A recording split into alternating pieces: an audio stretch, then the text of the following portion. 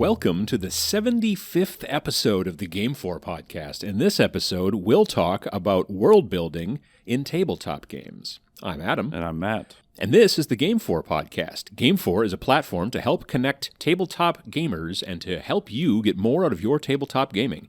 Matt and I are part of a software development and design company called MilkCan, and because most of the folks at MilkCan love tabletop games, we developed the GameFor app and launched it in early 2018. We launched this companion podcast in June 2019 to help tabletop gamers get more enjoyment out of their hobby. Due to the COVID-19 global pandemic, we hibernated the GameFor app in July of 2020 and plan to bring back a retooled version of the app for Android, iOS, and web when gaming in person is safer. Until then, we'll keep bringing you this podcast to help you get more out of your tabletop gaming. What have I been doing tabletop gaming-wise?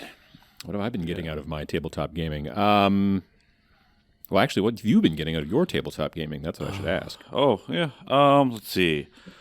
I think when we last spoke, I was just starting the... well, I mean, it's not the last time we spoke. Well, the last time... We spoke here on the podcast, yes. Yeah.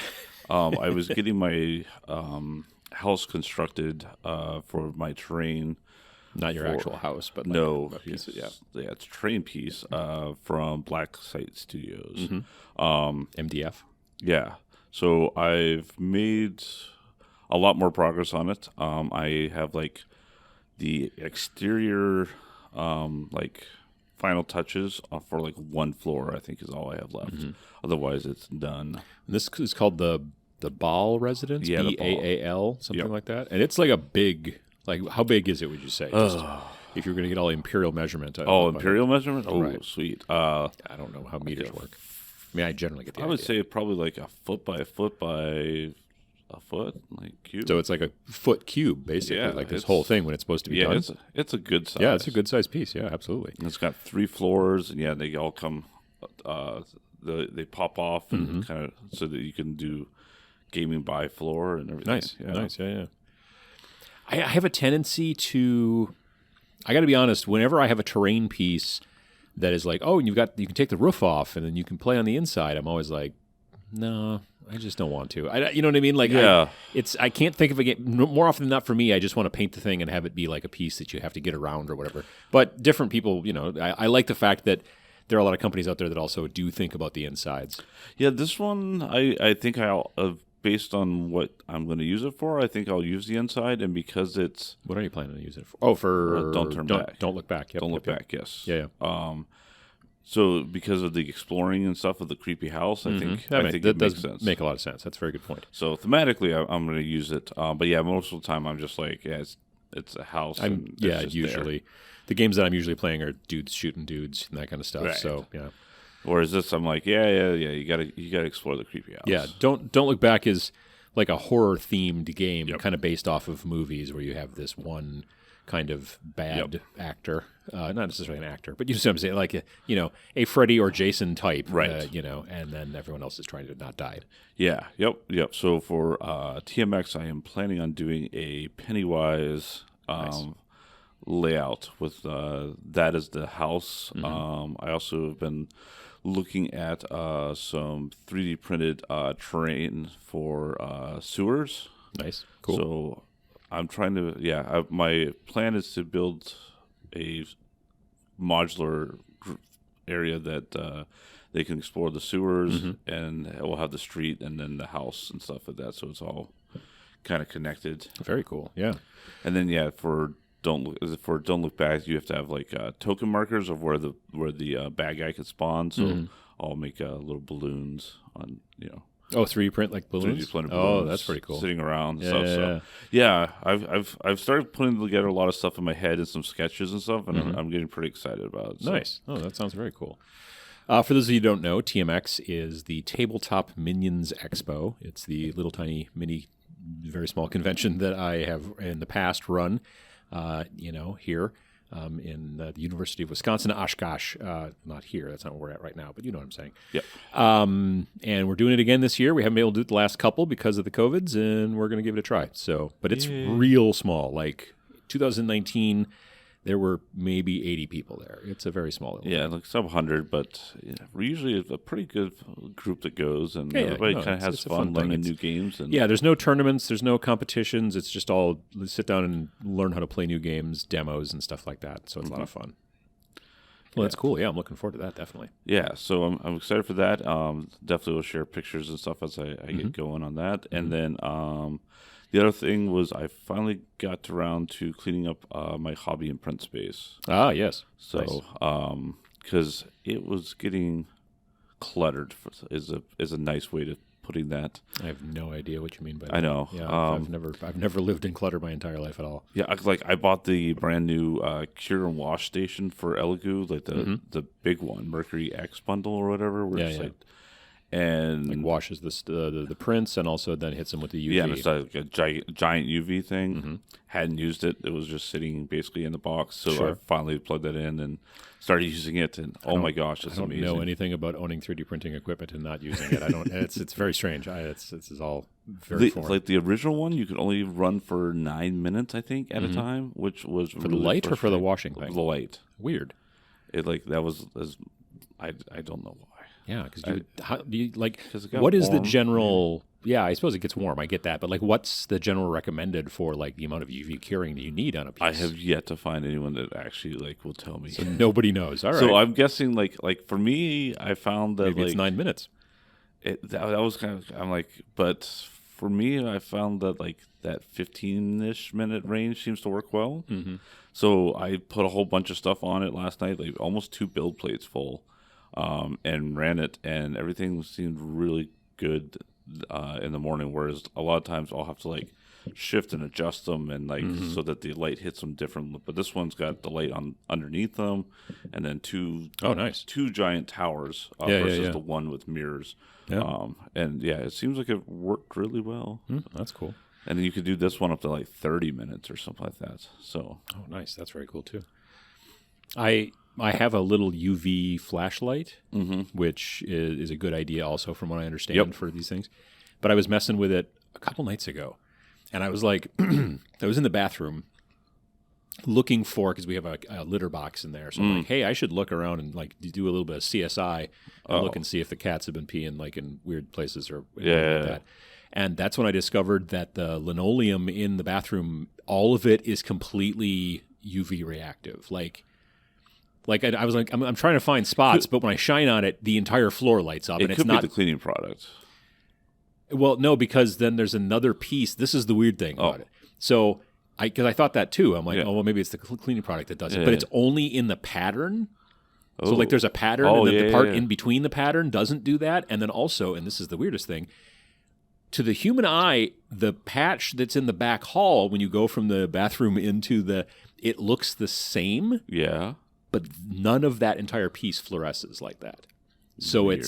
They either found the same pattern that has a completely different material that it's made out of, or I don't know what. But when you just look at it and those look like 2 pieces, but I can see the seam, and then you shine the light on it, and the bathroom is lit up, and the hallway is not. It's so weird. If you shine it from a different direction, I tried that too. Yeah, no? I thought maybe it had been rotated 180 degrees. Yeah, no, it's just so weird. I don't know. Oh, that's odd. But you just talking about the fluorescent light made me think of that. It was a lot of fun. Yeah, and I forgot to tell you, I was I hadn't printed in a while, so I had my resin bottle. And apparently I over-tightened it a little bit too much the last time I put the top on. Okay, I didn't know that was a thing. I didn't either. Okay. But I went to shake it, and the very top of the bottle just broke open, and resin went all over me and on the floor. Oh, wow. Yeah, so if you over-tighten it, it cracks the seal maybe? Yeah, basically you could see that it cracked, made a little crack, and then whatever the resin, you could see it eating away from it a little bit. This is why when I'm at home, I'm constantly in a jumpsuit, just in case. Yeah, the big scientific goggles. Oh yeah. Frequently wearing a helmet too. It's important. But yeah, that was fun because that was 11:30 at night or something crazy. It was and then it's really fun to clean that stuff up. Yeah, too. Oh yay, and it went all over my 3D printed tools. I had just repaired something, so all my Allen wrenches and all that jazz, pliers, all that stuff was there, and it was just yeah, that's not great. No, definitely. I can understand that. Yep. So, we're... So when you say cleaned up your hobby space, you do mean not only decluttered, but then also had to kind of go back and actually... But and then I did shine that light a little bit just to kind of... Well, it hardens up the stuff a little bit, anything that peeled away. Yep. That makes sense, yeah.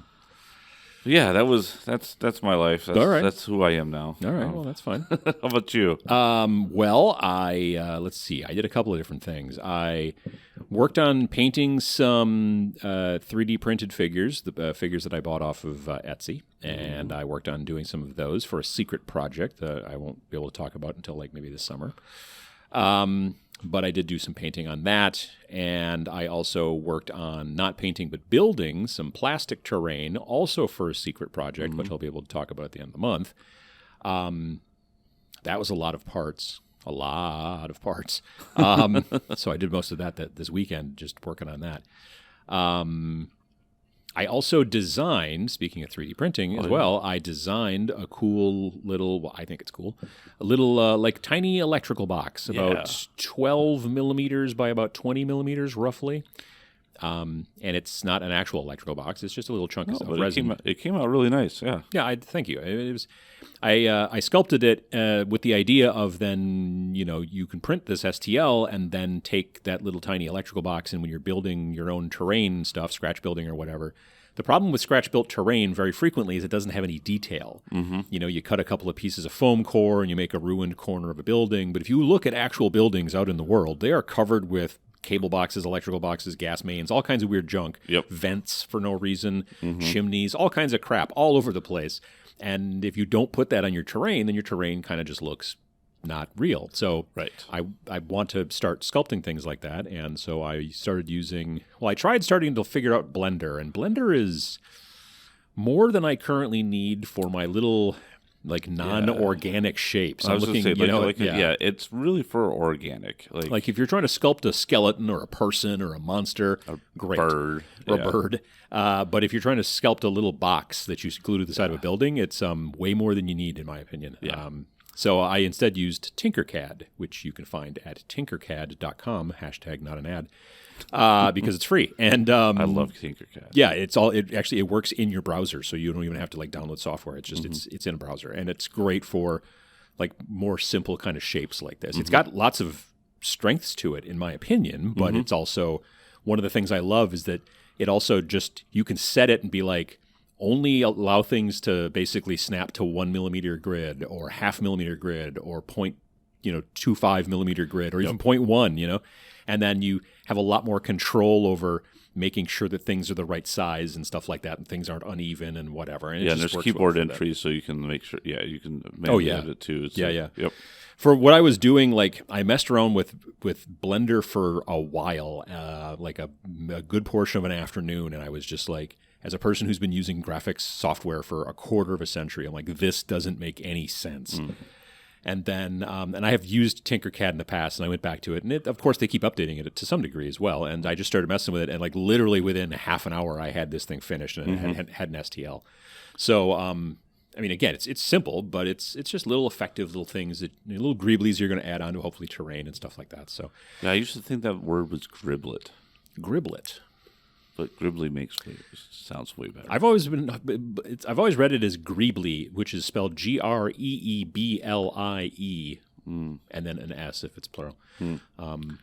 But yeah, that's that comes from the world of LucasArts and stuff like that. Lucasfilms. Films, LucasArts was the software. That was the first time I heard it was Adam Savage talking about it. Exactly, and it's all the little extra crap that's stuck on the outside of the Millennium Falcon or the X-Wing or the Death Star and all that other stuff. And it was all just parts taken from model kits, like World War II, whatever. Here's a battle tank that's a different size, but now this little radar dish now looks awesome on here. The Millennium Falcon or something. Yeah, that kind of jazz. So, that's how they used to do things. And now, and evidently there's a couple of shapes. I actually did watch Adam Savage talk about this recently with somebody. There's several shapes which are holy grail shapes for that. Yes. And now they've modeled all of those into 3D so they can just make as many of them as they want. That's smart. And just pop those things on. Because, they were there's a few model kits that were anytime anyone could find them, them, they were just told to buy them, whatever the cost was, and bring them back to LucasArts. Well, it's basically kit bashing. That's where the term kit bashing came from. You use these different model kits and you bash them together. Not physically, but you know what I'm saying. So anyway, that's a thing. And I also started working last night. I streamed on Twitch, which I do on Monday nights and Friday mornings. And I started working on a new Warcry warband, which are the Gloomspite Gits. I'm using models actually, rather than normal Gloomspite Gits, this fall, 2021, they released the new Tome of Champions, which is an annual book they put out for Warcry, and in it they released stats for all of the Warhammer Underworlds warbands. So the Warhammer Underworld's kind of board gamey sort of thing that comes with the different warbands. Now there are stats for all of those, so you can use them in Warcry. So I'm using... Yeah, that was a really smart idea. Yeah, that was really good. I was really glad. Now I'm like, ooh, well, I have some Underworld stuff, and nobody wants to play Underworld anymore, so... I mean, people do still play it, but not around here necessarily. Yeah, so I'm like, oh, well, maybe I'll try Warcry, and I just have to build a couple more guys, and I'm all set. Exactly. I've got... That's how they get you. Exactly. No, they're smart. Gloomspite Gits, there's a box called, there's a warband for Underworlds called Rippa's Snarlfangs or something like that. And it's like 3 goblins riding wolves. And so I'm using all 3 of them in that group. And then also there was a box, a warband for Underworlds called Zarbag's Gits. And I'm using 2 squigs, a squig herder, and then 2 Gits basically with bows and arrows.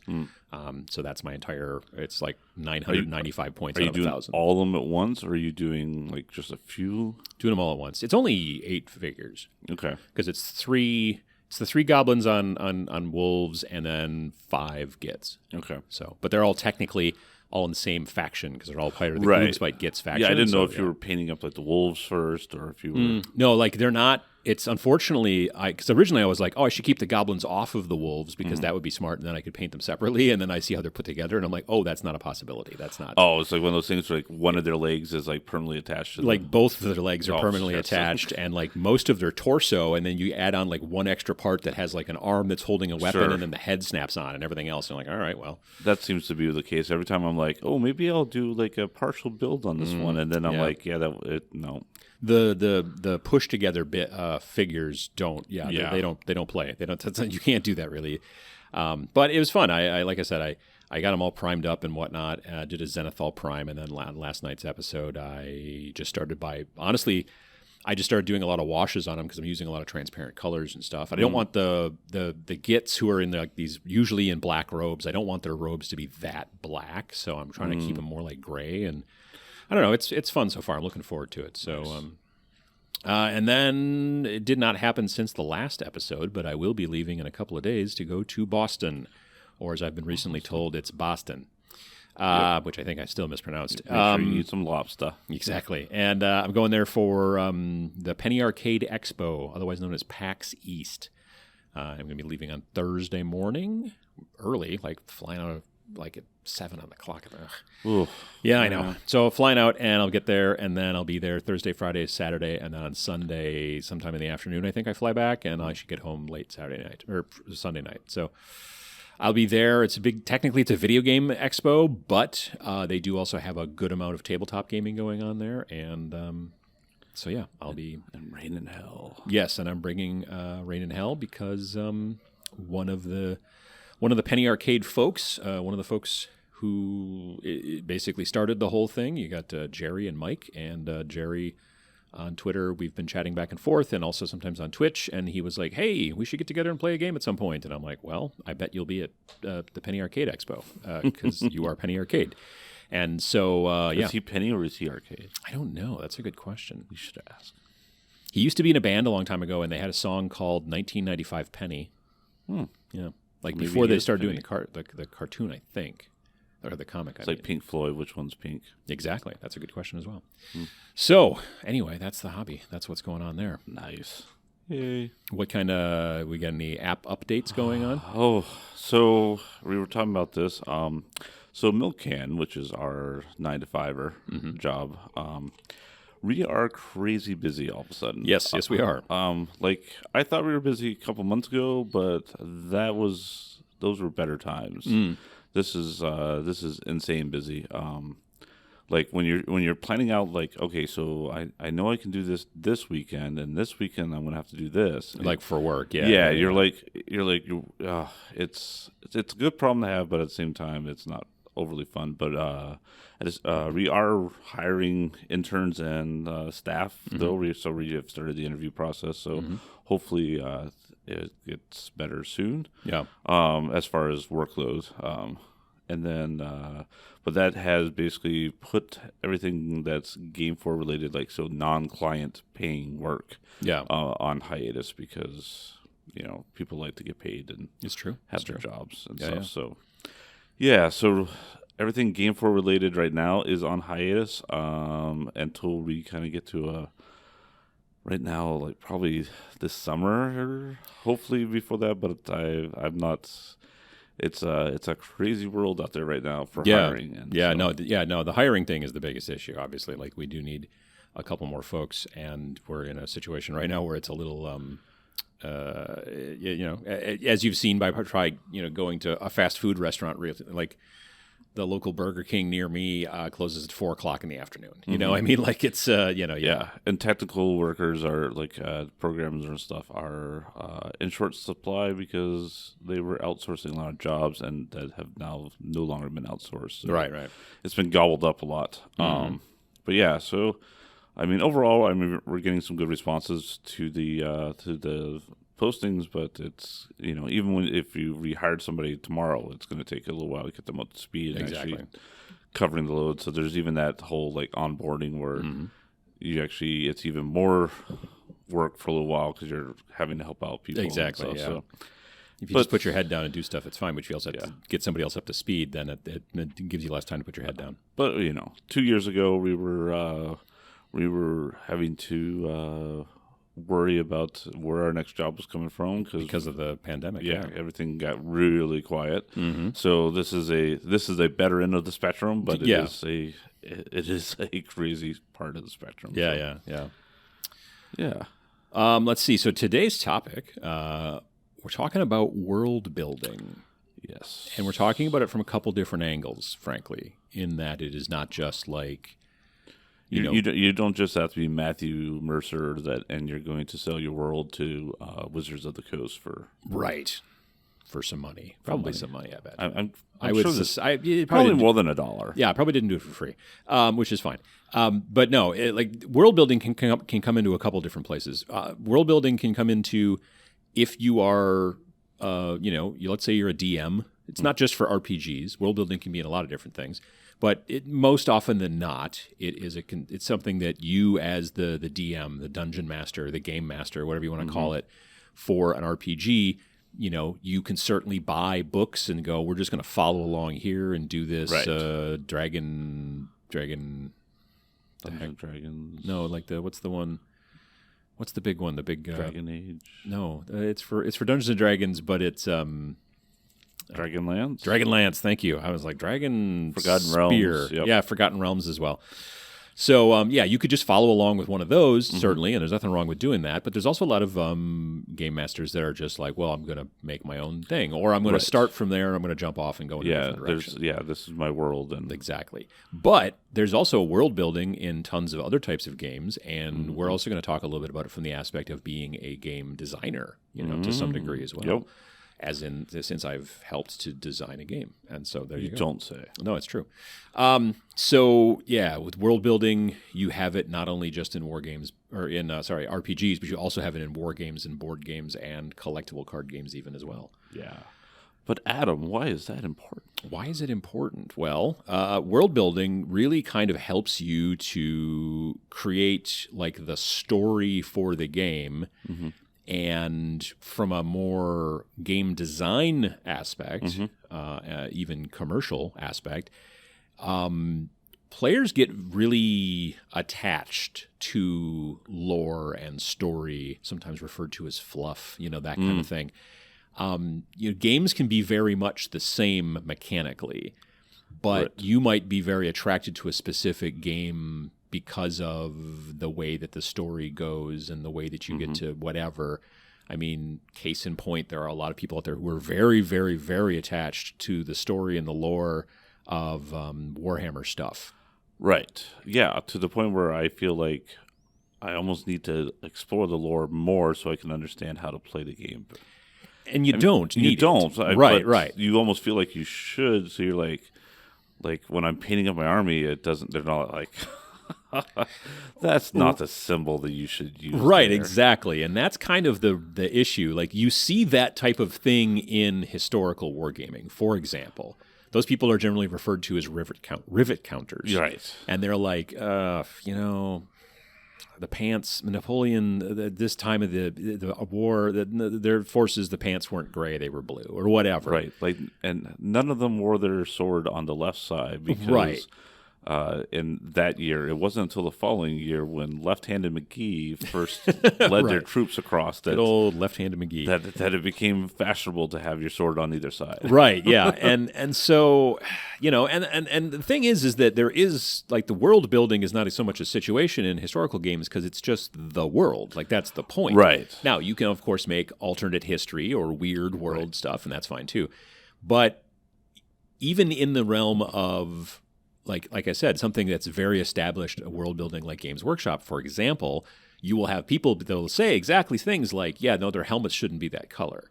Or this guy's your sergeant. Well, his helmet should be white then, and you didn't paint it white, and you're not doing it right. And even though none of this stuff actually it's all exists, made up, and right? Stuff, but you didn't follow the made up stuff the exactly. Right way. So that and the thing is that they have, as a company, Games Workshop has definitely fostered this world building through making an entire publishing arm of just like the Black Library just sells novels, hundreds of novels about Warhammer 40,000.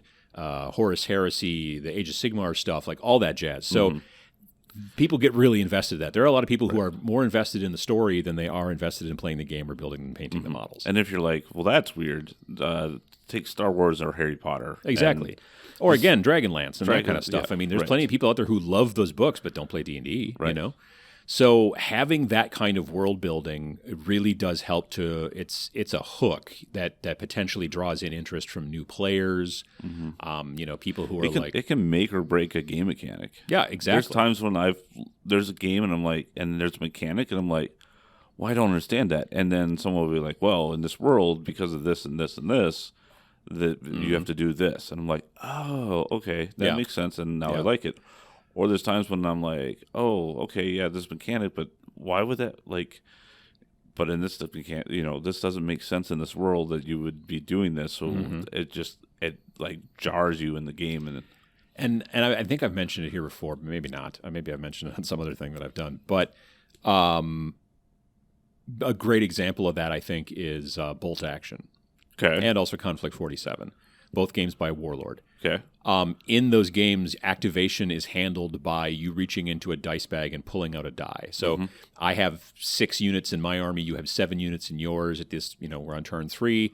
I throw 6 dice in the bag. You throw 7 dice in the bag. Our dice are separate colors from each other and all that kind of stuff. And then we reach into the bag, shake the bag, reach in, pull out a die. Oh, it's one of yours. So you get to activate somebody. Yep. Now, that seems, when you think about it, very just like illogical. Why am I just digging into a bag and pulling out a die? And this seems like a lot of work. Very and all random. That kind of stuff. It's random.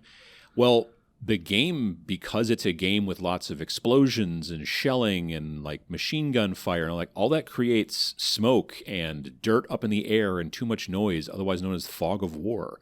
So you are reacting phase by phase by phase in that game, and you reach in, and now you both find out, oh, I get to go. Okay, cool. And then you reach in again, oh, I get to go again. And then you guys, next time you reach in, oh, now you get to go. So you're completely about reacting to what's going on because of what's going on around you. Whereas in other games, like the thing that we did for Reign in Hell is basically at the beginning of a turn, if you have 5 demons left and I have 6 demons, you roll 5 d12, I roll 6 d12, and then we put them in order from highest to lowest, and now we know, well, at 12 you get to make a guy go, and then at 11 I get to make 2 guys go because I have 2 11s and stuff like that. But we can both see each other's rolls. Right. So because there's not smoke and dirt and all this kind of stuff in the air from the type of combat, it is very like, ordered. It's ordered, but it's random every turn. But it's also knowable because I can see yours and you can see mine, and I know things are. And it's like you're being on the field of this big, basically giant melee fight, and you can kind of see how things are going each turn, and that gives you the ability to make your decisions for your strategy. One of my favorite was XWing, was Han Solo. So in XWing, your movement. You plan it ahead of time. You kind of you have initiative for your movement. You all plan your moves, and then you do your moves in a specific order. It's based off of your pilot skill. Yep. And then for shooting, it's reversed. Exactly. So the last person to move is the first person to shoot. Right. The worst pilots have to move before the better pilots, but when it's time to shoot, the better pilots get to shoot before the worst pilots. And they always made sure that Han Solo was the last one. Like for a while there, it might not be that the same minute, but for the initial run back in of the the game, version 1.0, was Han Solo always was last on movement because then he always shot first. Exactly. Yeah. See. It just like my nerd humor would just tickle every time. Like if there was no world building behind that game, it was just a regular game with then people would be like, well, why does this guy always shoot first? Well, we know why he always shoots first, and because of the world building. I mean, George Lucas was wrong. Well, sure, exactly, but like that's the whole thing, I mean, that's the lore in not games that you design necessarily, but games that you are running. Let's say again, like a Dungeon Master or whatever for a role-playing game, or maybe even for like a wargaming campaign, which starts to lead into RPGs. We said at the top that world building is not just for RPGs. That being said, it's mostly for RPGs. You have a world building thing going on in Magic without a world. Right. Oh yeah. You would not play an RPG without it. You could technically play chess or checkers. I mean, even chess has got like this guy's a rook and this guy's a bishop or whatever. Your checkers doesn't so much. Although you have the king, you king me when you get to the other side, whatever. But you're not like, that we're on the field in France. Exactly, in right. 1837. Yeah. Exactly. The war is drawn. Yes. Tiresome, my love. I will be home soon. Yeah. That's not how checkers works. Could, though. That'd be kind of cool, actually. Yeah. Thematic chess. Yes, exactly. But but when you are doing this yourself for a game that you are running or something like that, again, it could be a role-playing game or even a wargaming campaign, the story can be very immersive. Like having a good story and building a good world can be very immersive and then keep you and your players very interested or invested, in it. Because as you know, as a person who's played plenty of role-playing games, there's a lot of conversation that goes around like, well, this one time we were doing this and then this happened. And then, like those stories become legends in the players' minds and you tell people about them and like, that kind of stuff. You get a bunch of old RPG folks together sitting around. It's going to eventually, talk about different, old sessions and things like that. And they're way more interesting, but then, it's kind of like if you've ever watched the show Red Dwarf, I think I mentioned this before, there's a whole joke where the main kind of dweeb annoying guy, Remmer, was a big Risk guy. Played He's Risk. big into Risk, sure. Yeah, because he thought he should be the next, general, Napoleon, because he was such a, good natural born leader, even though he never made it past, the third lieutenant of, fixing garbage disposals. Right. And he goes through a whole story about Risk, and it's just, well, I rolled a 5, and then he rolled a 3, and then I rolled a 2, but he rolled a 4. Right, yeah. And it's like the driest, because there's nothing to it. I mean, like with a game like Risk, there's the tiniest bit of story, I guess, but not even. Yeah. It's just like, these countries that we've heard of because they're, real. Right. No, I know what you mean. So, you get a lot more invested, obviously, in the world building when it is something that you're doing that keeps you, like, immersion is important, you know? And even playing a game like a collectible card game, like you still, each of those cards has got, like, a little kind of story on them, whether it's through the artwork or a little bit of flavor text or stuff like that, and and as you are building your own kind of deck and everything like that, you have these. I think that's maybe one downside to like the game Keyforge that we've talked about a bunch of times. You can't.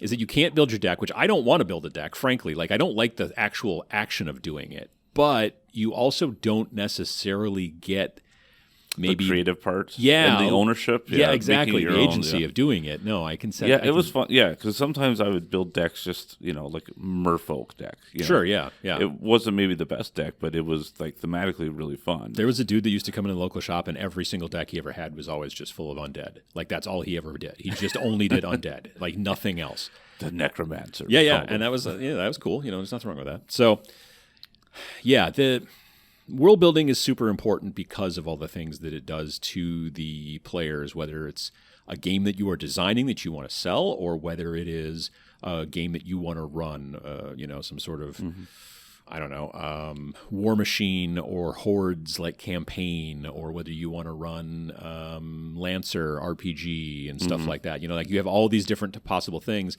and some of them come with stories. Most of them come with stories. But there's also plenty of folks out there who like to play, let's say, a Dungeons & Dragons or any other kind of role-playing game. They like the system that they find, and then they make up everything themselves, and they come up with their own thing. And that's also very cool. And the people who play with them get very engaged in it because it becomes you're all group, telling a group story as you build the world. Right. So how do you start building a world? Like if you were going to do this, whether it's for your own product or whether it's for a game you're going to run or something like that, what do you do? I'm going to get out my typewriter and I'm going to huddle myself down for 5 years and come up with the perfect world. Once there was a world. ... and design every blade of grass. Yeah, no, I think that's super important. But if you didn't want to do that, what would you do instead? No, so the first thing when I first started like DMing or doing any kind of design was I started paying more attention to other people that I respected or their games or worlds that I liked and try to understand why I liked it and like what they must have done to like figure some stuff out. So like, right. Whether it's Matt Mercer or if it's, Betrayal in the House of Haunted Hill, there's themes and stuff that they did to kind of set the rules and garner stuff that makes me go, oh yeah, I liked how they did this, and I liked how they kind of left this open, or I liked how they kind of forced you to have to think about this. And it doesn't have to be just games, books, lots of books and exactly. I mean, artwork. Like, a lot of building a world is the same type of thing you might do in a role-playing game. Let's say, again, whether it was just a campaign that you were going to run within an existing system or if you were going to completely build your own system. That's the same type of thing you would do if you're writing a novel. Mm-hmm. You know what I mean? A lot of the same stuff. You think about like Stephen King's book, The Shining. He's got other books now, like Doctor Sleep, I think it was one of them. Yeah, I watched the movie. And it's good. In that same world. And the reason why it's in that same world is because the characters and everything follow this, before they even, explain how the characters are related and all that stuff. It was like, oh, they're following the same rules that he established of how things work in that particular world. Right. Rules are important because they keep, again, they're important until they're not. It's one of those situations where it's important to follow rules unless there's some sort of really important reason why you want to all of a sudden break those rules. But, right. It's important. But breaking the rules in the wrong way can destroy your world. Exactly. That's my point. Yeah. Like I was listening to a podcast that they were just comparing and contrasting the first Matrix movie to the most recent one. And it made me think about, there was some stuff they're like, and I was like, yeah, that was how I felt was there was some stuff in the second Matrix movie. I'm like, oh, I don't know if I'm buying this. But maybe they'll tie it together in the third one and just make it make sense. Right. And then they didn't. They did not so much. No, and then, it just, everything kind of fell apart on me.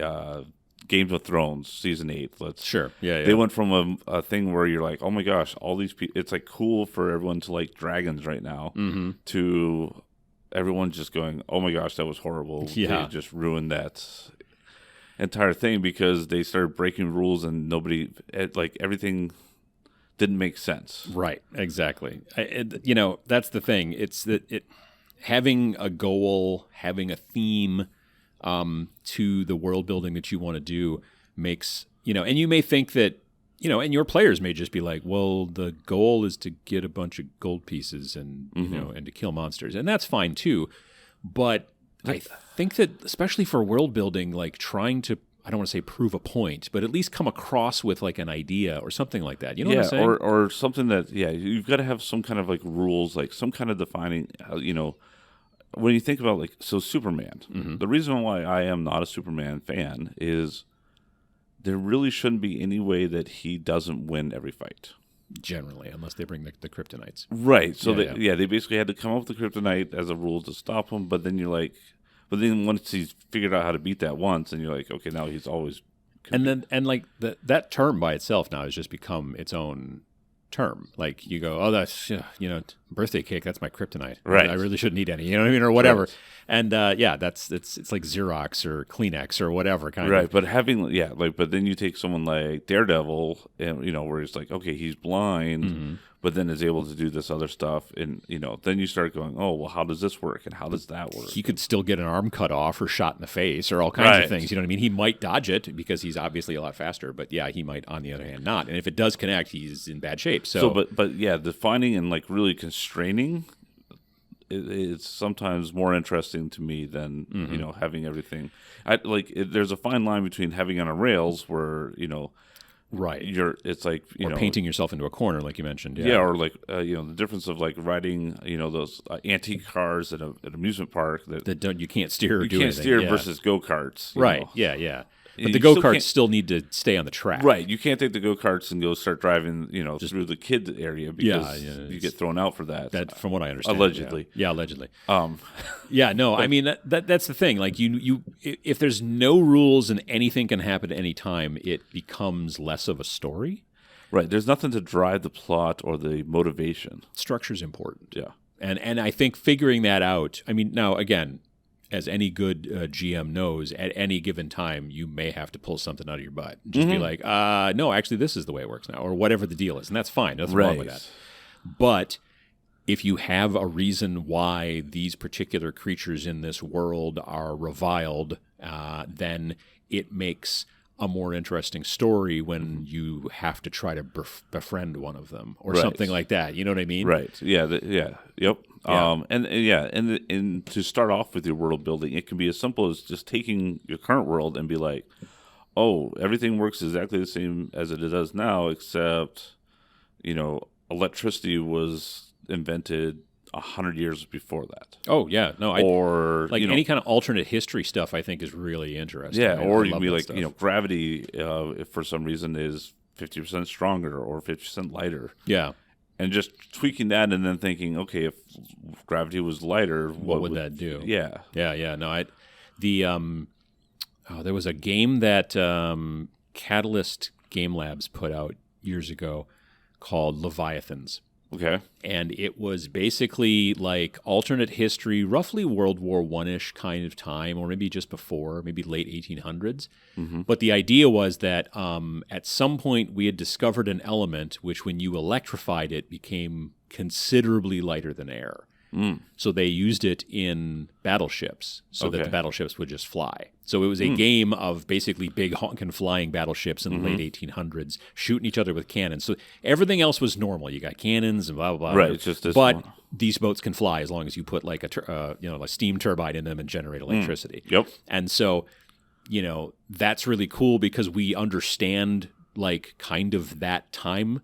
Everybody had the big bushy beards and the captains were all wearing those types of hats and all that kind of stuff, and whatever. And you got people running around in those outfits. But you also have giant flying boats. You know what I mean? So, yeah, that's that kind of stuff, I think. It's a good way to start, is just to take something and then alter it. If you want to go completely start from scratch, then you kind of have to look at everything from the start, big picture. Right. Yeah. Yeah, if you're like, okay, we're going to have different gods and different races, and you're going full, Tolkien on it. Right. Even Tolkien had humans still. Yeah, but exactly. If you want, if you're really going off, then it's going to be harder for somebody to, maybe connect with that too if it's too strange. Yeah, exactly. If you've just gone and decided to design something that's no one's ever seen before, people will also kind of be like, and I've seen this happen in commercial role-playing game, development. They're like, oh, we don't use any dwarves or elves or this or that or whatever. And everything is completely different. I mean, people kind of can't connect with it almost sometimes. Yeah. Some people do, and they love it.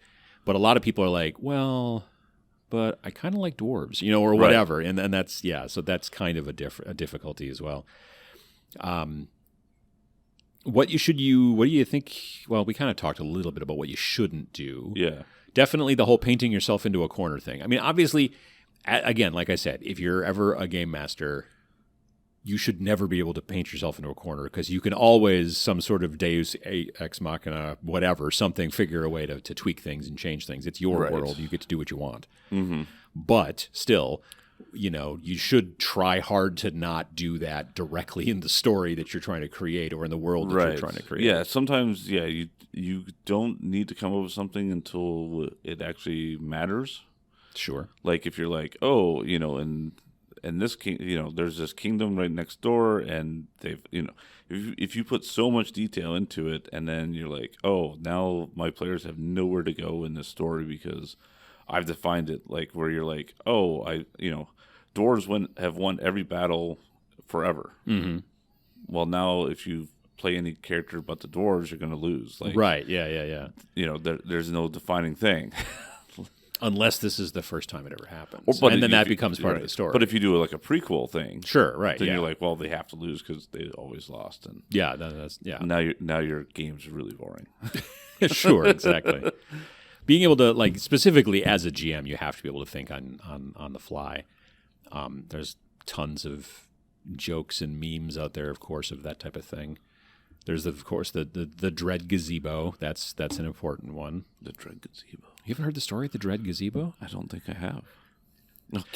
So it's actually it's a card in Munchkin.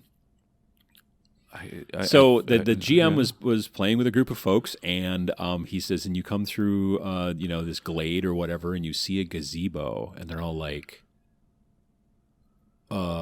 they didn't know what a gazebo was. Okay. A gazebo is like a little kind of building like that's a standalone porch kind of, exactly, and whatever. But they didn't know that, so they thought a gazebo was maybe some sort of monster or whatever. So they're like casting detect magic on it. He's like, nope, it's not magic, and they just are freaked out by this because they couldn't see it. And he's like, it's a gazebo, and they're like, God, I don't. And they're flipping through the monster manual trying to figure out what the hell a gazebo is. And, and that's the thing. I also saw a joke not too long ago on the internet about like guys like the GM is like, all right, you come around the corner, you come down this alley and you see a warehouse, and one of the players is like, is a warehouse like a person that turns into a house on the full moon? And he's like, DM is like, it is now, like furiously scribbling, which makes me laugh. But so like being able to obviously turn on a dime a little bit in those situations is important. Yeah, I always like the ones where they'll like, they've got the tome of like all the stuff that you prepared before your game session, and it's immediately thrown away because they decided that they were not going to go down the train tracks. Oh, exactly.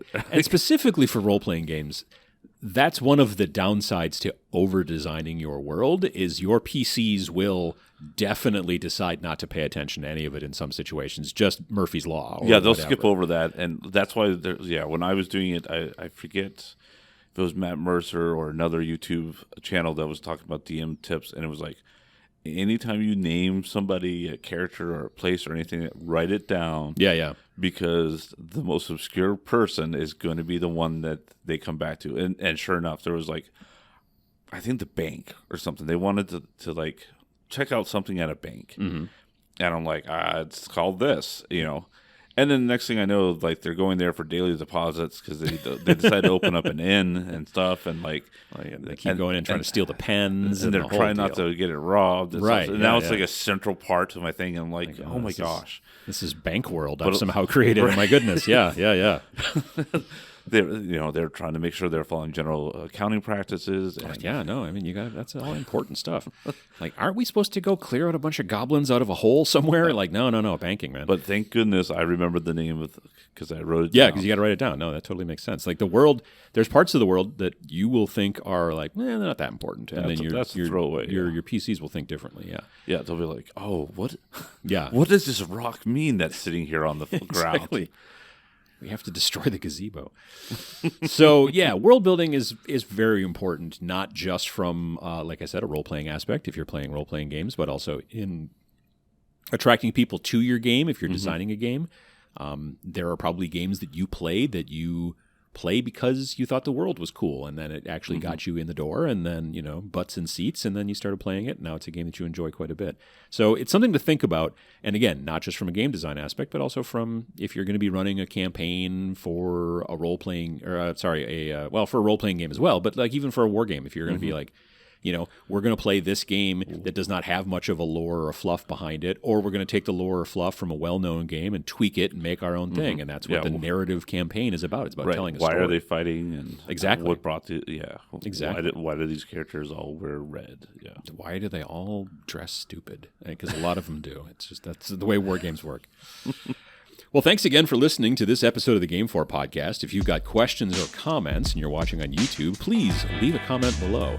If you're listening via your favorite podcast player or just aren't into the whole YouTube comment section thing, then you can feel free to reach out to us via email at podcast@iamgamefor.com. You can also keep up to date with us on Facebook, Instagram, and Twitter, and check out our website at www.iamgamefor.com. That is www.iamgamefor.com. Thanks.